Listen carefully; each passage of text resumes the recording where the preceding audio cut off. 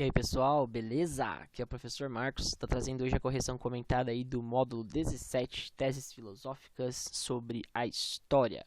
Vamos começar então aí, questão 1, analise a afirmação a seguir. Para Kant, não há qualquer relação entre natureza e história humana.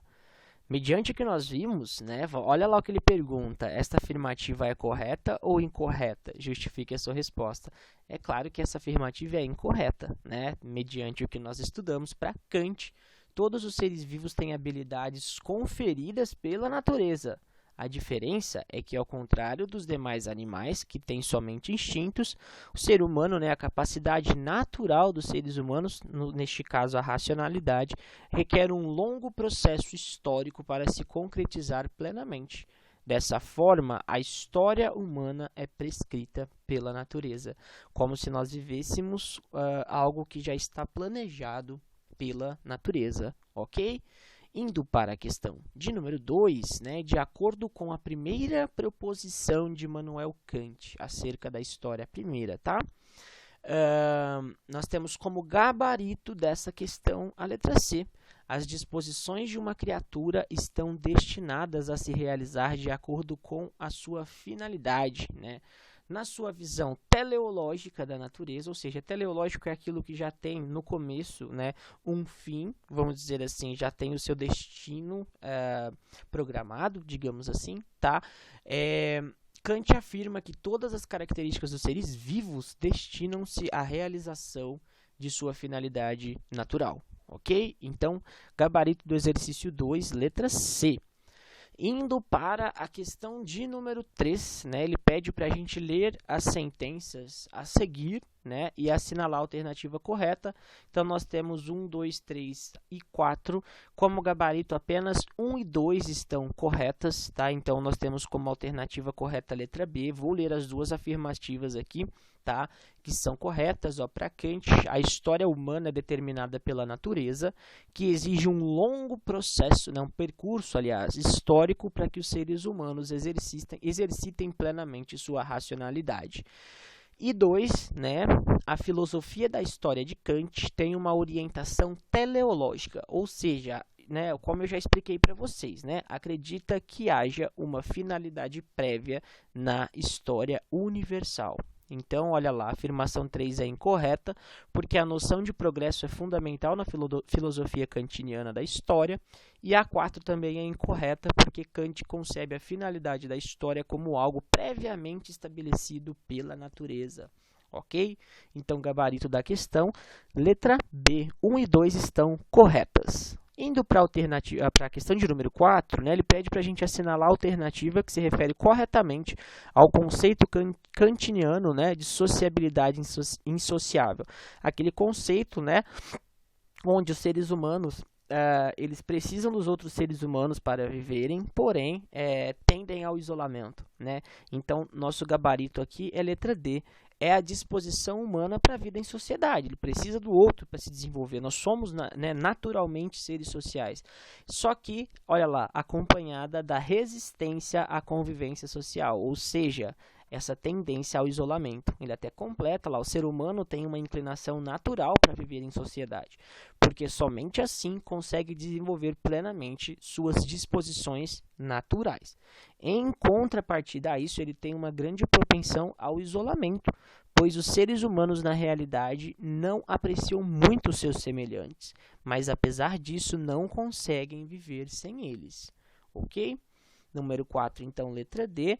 Número 5 aqui, descreva, de acordo com o pensamento de Kant, a principal tarefa a ser realizada pela humanidade em sua história. Na sua quinta proposição acerca da história, tá? Kant define que a principal tarefa determinada pela natureza para a humanidade como sendo a construção de uma sociedade em que a liberdade seja regulada por leis políticas justas, capazes de garantir o equilíbrio entre os direitos individuais e também o bem comum. Uma Constituição civil perfeita. Então, esse seria o grande objetivo da humanidade. Segundo esse filósofo, tais leis são necessárias para fixar regras para o exercício da liberdade individual, da competição e da convivência social. Então, número 5 está aí a nossa resposta. Indo agora, né, a partir da número 5 lá para o para conferir, nós temos aqui referente ao módulo 17, tá? Questão de número 3, uma noção muito questionada por intelectuais na atualidade é o progresso, né? Lembra que lá no finalzinho do texto ele fala se, né, a noção de progresso ela é realmente, né, de fato satisfatória mediante os acontecimentos que a gente tem ao longo, principalmente aí dos últimos séculos. Então, é bastante questionada na atualidade por isso. Então, a noção de progresso sofre essas críticas. Número 4, a imagem ao lado reflete a filosofia da história de Kant, pois indica o quê? A justiça. Lembra que ele fala, né, ele até comentou ali nós até comentamos no exercício ali atrás, que o principal, né, vamos dizer assim, a finalidade do ser humano é construir uma sociedade justa. Então, a noção de justiça, a letra B, é a número 4. Essa foto, essa imagem é bem famosa quando se remete à justiça, tá bom? No direito, o pessoal vê muito isso aqui. Então, é meio que, vamos dizer assim, o símbolo da justiça, tá? Essa mulher com esse tipo de uma balancinha, né? Aqui, demonstrando a justiça, né? O que é justo, o equilíbrio, tá bom? Então, sempre que verem essa foto, associem aí a noção de justiça, ok? O último exercício, número 5, ele é aquele exercício clássico, tá? De final de para conferir, de ligar as colunas. Então, vamos lá, letra A. Conduz a história segundo Agostinho de Hipona. Nós vamos aqui. Plano divino. Olha a visão teleológica aí, né? Lembra no medieval, né, que o final, ele começa, né, no pecado original e aí a finalidade, né, é a salvação, a vida humana com o triunfo da cidade divina pela cidade dos homens. Nós vimos isso em Agostinho, né? Então, o plano divino é o que conduz a história segundo Agostinho de Hipona.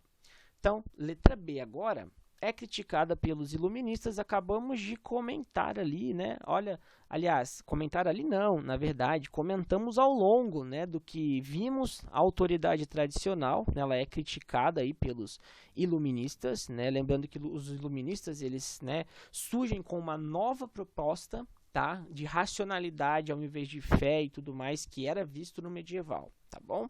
Letra C. Para Kant, a história humana é vinculada a ela, né? Então, nós temos ali a natureza, isso nós vimos agora, né, neste último módulo. Elemento importante, né, letra D, importante segundo Kant no desenvolvimento da história. Aí nós temos sociabilidade insociável, vimos esse conceito também. Letra E, fundamento central das reflexões cristãs sobre a história, a salvação, né? Agora, letra F, aspecto presente nas filosofias clássicas da história. E aí nós temos sentido teleológico, comentei com vocês, né? Já no princípio existe meio que um destino traçado, né? E o seu final, o seu evento final, vamos dizer assim, o seu grande objetivo já é previsto. Isso é uma visão teleológica, tá bom? Então, letra F já foi, né? Sentido teleológico. Letra G, segundo Kant, tudo o que existe na natureza tem a sua, olha lá, finalidade. Né? Vimos isso aqui no último módulo, né? No módulo 17. Letra H, de acordo com a filosofia de Kant, necessariamente realiza-se na história. E aí nós temos o progresso, né? Lembra que no medieval, olha lá o que ele fala, né? Antes disso era fé e salvação. Com os iluministas nós temos o progresso por meio da razão, tá certo? Então, de acordo com a filosofia do Kant, ele necessariamente realiza-se na história, né? Então, nós temos aí o progresso. E a última letra aí para Kant, apenas os seres humanos, dentre todos os outros seres vivos, definem-se por esta característica. E aí nós temos a racionalidade, né? A grande característica da humanidade e o que difere ele dos outros animais é a sua capacidade racional.